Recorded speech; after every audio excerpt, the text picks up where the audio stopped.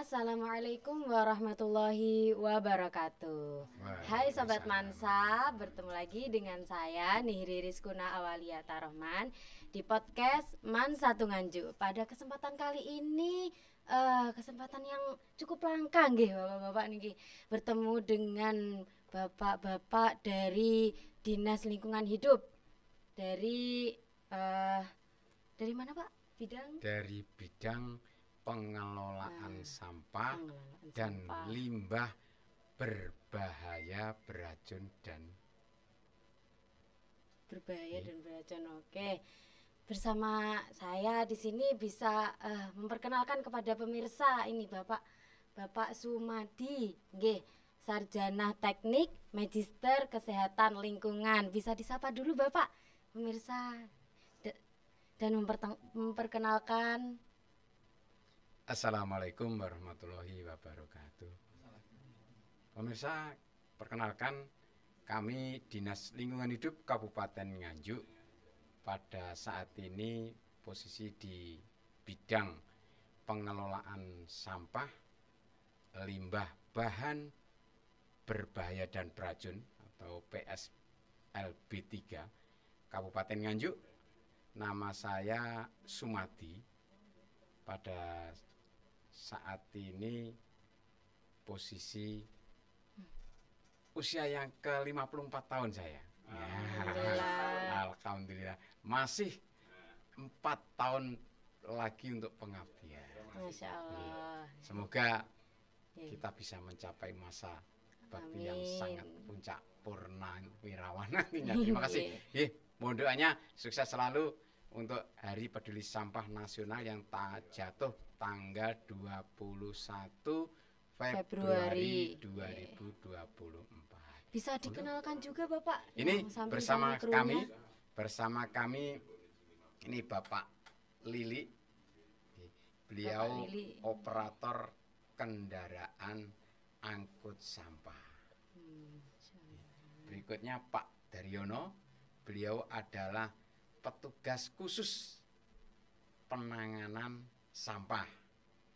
Dan Pak Haryanto.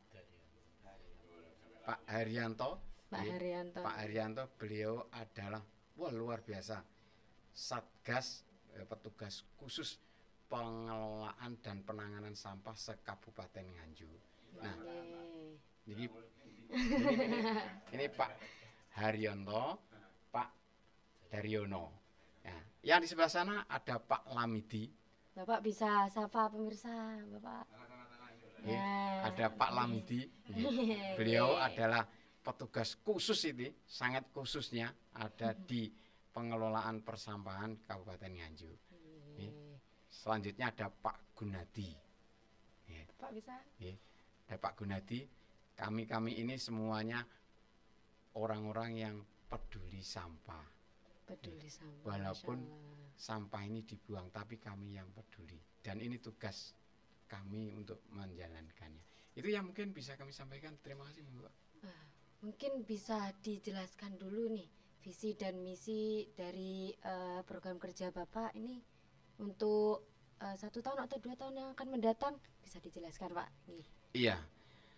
Untuk kedepannya sampah ini kan menjadi tanggung jawab kita semuanya. Makanya muncul sebuah slogan, sampahku tanggung jawabku. Jadi sampahku tanggung jawabku ini kemudian kita implementasikan untuk setahun ke depan.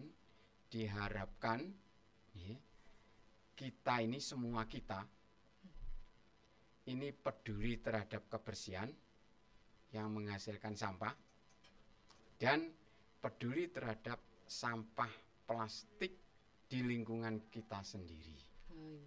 Dengan demikian sampah ini menjadi sumber daya kehidupan, bukan menjadi limbah. Nah, sampah ini harus dirubah menjadi sumber daya kehidupan.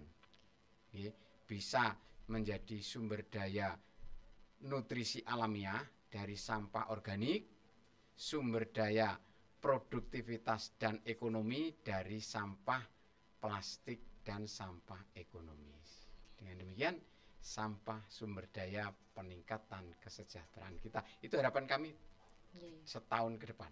Kalau nggak dimulai dari kita sendiri, ya gitu ya Pak, harus dimulai dari diri kita sendiri. Nah, untuk mungkin kendalanya ya Pak, kendalanya mungkin dari anak-anaknya, mungkin dari warganya, itu gimana Pak? Untuk mencapai sampahku tanggung jawabku, ini memang banyak sekali kendala.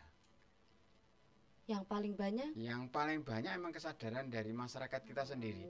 Masyarakat kita sendiri ini kan sudah terbiasa sampah itu dibuang. Nah, kalau dibuangnya, kalau ndak ke sungai, ya ada tepi jalan. Ini yang jadi masalah. Dengan demikian, itu bukan pencerminan sampahku tanggung jawabku. Kalau sampah dibuang, berarti sampahku tanggung jawabmu. Gitu. Maunya siapa ini? Maunya siapa? Kalau di sungai berarti orang pengairan, ya kan? Kalau di jalan berarti dinas lingkungan hidup dan dinas-dinas yang mengampu pengelola perjalanan. Nah, ini belum berpikir sampahku tanggung jawabku. Ini kesadaran masyarakat kita yang memang dulu-dulunya salah dalam mengimplementasikan. Artinya apa? Sejak dulu sampah, buanglah sampah pada tempatnya. Nah, kalimat ini yang sebenarnya perlu kita rubah. Seharusnya kelolalah sampah. Kelolalah sampah pada tempatnya. Bukan buanglah sampah pada tempatnya. Akhirnya, buanglah sampah pada tempatnya, berarti sampah itu limbah. Ya kan? Kalau kelolalah sampah pada tempatnya, itu sumber daya. Sampah organik ditempatkan pada sampah organik, sampah ekonomis ditempatkan pada sampah ekonomis. Dengan demikian, luar biasa, menjadi sumber daya nutrisi alamiah dan pelestarian lingkungan. Apalagi nih, kalau di generasi saya, generasi Z nih, apa istilahnya, rata-rata tuh lebih suka kayak hal-hal yang instan, apa-apa itu langsung kayak yang cari yang gampang gitu.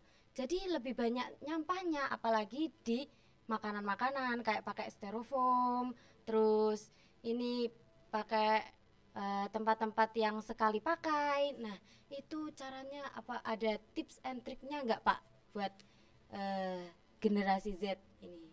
Iya, pada dasarnya kita mengikuti perkembangan zamannya. Oke lah, generasi Z dipersilahkan dengan makanan instannya. Tetapi kan namanya perilaku, sampahku tanggung jawabku harus tetap dipegang. Di situ di tepi jalan, di tempat fasilitas umum itu sudah ada namanya tempat pemilahan sampah. Di sana pasti ada sampah organik, kan? Pasti ada sampah daur ulang, ini sampah ekonomis yang dimaksud, ada sampah kertas. Nah, itu. Nah, kalau memang dibuang, kita bungkus plastik itu tolong buanglah bungkus plastik itu pada tempat yang telah disediakan. Kelolalah sampah pada tempatnya. Kalau memang di situ plastik sampah daur ulang, berarti disebutkan sampah plastik itu masukkan ke dalam sampah daur ulang. Jadi sudah kita siapkan pemilahan sampah di tempat-tempat fasilitas umum dengan menyediakan tempat sampahnya itu. Makanya kami tidak menganjurkan buanglah sampah pada tempatnya, tetapi kelolalah sampah pada tempatnya. Sampah yang organik masukkan ke dalam tong yang warnanya hijau, itu biasa sampah organik. Kalau sampah plastik silahkan dimasukkan sampah yang warnanya kuning, itu sampah daur ulang. Kertas juga demikian. Nah, dengan demikian lu nantilah sama petugas itu ngangkutnya kan jadi satu. Enggak. Kita pertama dengan adanya pemilahan itu, saudara-saudara kita, saudara-saudara kita yang bekerja di persampahan, ada yang mencari sampah ekonomis, itu tidak harus memilah dari nol oh ternyata tong sana penuh. Nah, akhirnya kan diambil oleh para pencari sampah ekonomis itu. Kalau selama ini nih ada ide kreatif dan inovatif nggak dari bapak-bapak sama krunya ini untuk melanjutkan program pengolahan sampah ini? Oh iya, sampah ini Dinas Lingkungan Hidup sudah mengawali. Ada tempat pengolahan sampah terpadu. Tempat pengolahan sampah terpadu yang disingkat TPST Kartoharjo Kabupaten Nganjuk. Di situ sampah itu mutiara hitam, itu uang, ya, itu uang. Apapun jenis sampahnya menjadi uang di sana. Nah untuk itu, nah, tempat pengolahan sampah terpadu ini sebagai rujukan dan solusi permasalahan sampah yang ada di desa-desa. Dengan demikian, silakan desa atau sekolahan atau siapapun yang bermasalah, aku gak iso ngolah sampah, tak siapkan di tempat pengolahan sampah terpadu TPST Kartoharjo. Di situ sampah menjadi ekonomis dan sampah bernilai setinggi intan hitam yang ada. Itu luar biasanya. Itu kan tadi ada TPST Kartoharjo. TPST. Kalau untuk sekolah ini mungkin kalau sebelum dibawa ke TPST itu ada nggak kayak harapan sekolah itu juga bisa mengelola sampahnya sendiri mungkin Pak? Iya, hari ini Hari Peduli Sampah Nasional yang ada di Madrasah Aliyah Negeri 1 Nganjuk bersama Dinas Lingkungan Hidup Kabupaten Nganjuk. Nah, ini kita mulai. Nah, selanjutnya ini potensi yang sangat luar biasa.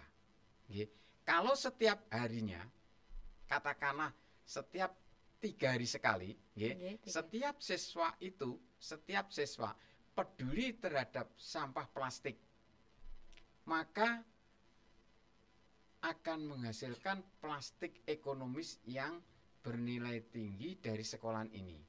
Dan itu tinggal dikemas saja. Kalau mau dinilaikan ekonomis akan menjadi uang, kalau mau disedekahkan akan menjadi amal, ya kan? Kalau mau diinovasikan akan menjadi barang. Jadi something, sesuatu yang bisa dimanfaatkan lagi. Kalau ingin dipelajari lagi sebagai entrepreneurship akan menjadi peluang jejaring. Artinya kemitraan dengan perusahaan. Ayo, kami berharap program peduli sampah kita tingkatkan di tingkat pendidikan. Dengan demikian jiwa sosial entrepreneur dan jiwa sosial usaha tertanam di setiap siswa sehingga kedepannya tidak menjadi beban pada negara tetapi menjadi sumber motivasi perekonomian masyarakat untuk perusahaan dan pengusaha di bidang persampahan. Kalau jenengan tidak mau dikatakan bidang persampahan, bidang peduli lingkungan. Aku kok katanya sampah ya nggak enak. Ya wis, pengusaha peduli lingkungan itu lebih keren. Itu. Dan luar biasa. Kalau dari tingkat kepuasan sendiri nih Pak di Kabupaten Nganjuk ini gimana menurut Bapak? Untuk tingkat kepuasan Kabupaten Nganjuk dalam pengelolaan sampah, sampah Kabupaten Nganjuk ini sesuai aturannya Mbak ya, sesuai aturannya 70% sampah itu ditangani oleh pemerintah daerah, 30% dikelola oleh masyarakat kita sendiri. Gitu. Ya. Secara akumulasi pelayanan 70% memang sudah kita laksanakan. Tetapi secara implementasi pengurangan yang 30% ini perlu ditingkatkan. Dengan demikian masyarakat kita yang pola pikirnya membuang sampah untuk merubah mengelola sampah ini yang perlu pelatihan dan perlu pemberdayaan. Sosialisasi gitu ya Pak. Pelatihannya melalui sosialisasi dengan peningkatan kemampuannya, pemberdayaannya bagaimana supaya sampah ini menjadi nilai positif pada rumah tangga itu. Ini dari pengurangan sampah. Itu perlu komunikasi antara desa yang mempunyai warga gitu ke dinas lingkungan hidup yang mempunyai program. Dengan demikian sinergi desa dengan dinas lingkungan hidup. Untuk apa? Meningkatkan kesejahteraan warga melalui peduli lingkungan persampahan. Nah, kalau ini tadi kan anak-anak pada bawa botol gitu ya Pak. Ini termasuk juga event pertama dalam Hari Peduli Sampah Nasional ini. Nah, event pertama Man Satu Nganjuk. Kalau menurut Bapak nih, anak-anak di Man Satu Nganjuk udah masuk nominasi peduli sampah apa belum ini tadi kalau dari lihat Bapak tadi? Melihat implementasi kegiatan tadi, kami juga tidak menyangka bahwa anak-anak dari Madrasah Aliyah Negeri 1 Nganjuk ini sudah mempunyai pemikiran jauh ke situ. Sehingga kami datang ternyata disambut dengan yel-yelan, mana sampahmu? Ini sampah plastikku. Ya, itu kan luar biasa. Artinya apa? Anak-anak ini sebenarnya para siswa ini tidak asing dengan sampah plastiknya, dan itu bisa dikumpulkan. Nah, adanya bank sampah sekolahan, ya, ada bank sampah sekolahan, itu akan meningkatkan kemandirian siswa terhadap kepedulian lingkungan terutama sampah plastik. Nah, ini yang perlu kita tingkatkan dan perlu kita gaungkan untuk ke sekolah-sekolah seluruh Kabupaten Nganjuk. Syukur-syukur kalau bisa seluruh Indonesia yang ada ini. Sehingga plastik bukan menjadi masalah, tetapi plastik menjadi sumber daya yang sangat kita butuhkan. Terus ini tadi kan juga Bapak tahu nih Man Satu Nganjuk itu termasuk sekolah adiwiyata. Nah, harapan kedepannya ini Pak untuk Man Satu Nganjuk apa ini? Harapan kami, kita ini peduli terhadap sampah, artinya peduli terhadap ilmu pengetahuan segala ilmu. Di dalam sampah itu ada ilmu matematika, ada ilmu kimia, ada ilmu biologi, ada ilmu fisika, bahkan ada ilmu lingkungan. Nah, peduli sampah ini, ayo bareng-bareng dengan Man, harapan kami dengan Man, siswa-siswa Man yang sudah dibekali ilmu-ilmu itu tadi, implementasinya ada di peduli sampah. Ada di peduli sampah.